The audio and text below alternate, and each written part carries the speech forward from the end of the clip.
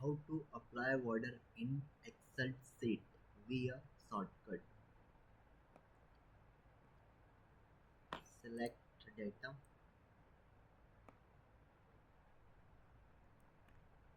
and press Alt H B A and remove border. Alt H V no, and selected area border thick. Alt H V T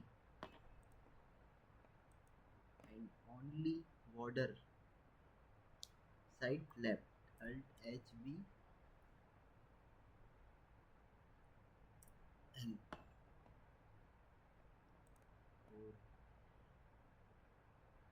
and only want border right side. Right side. Alt HB R and whole data border.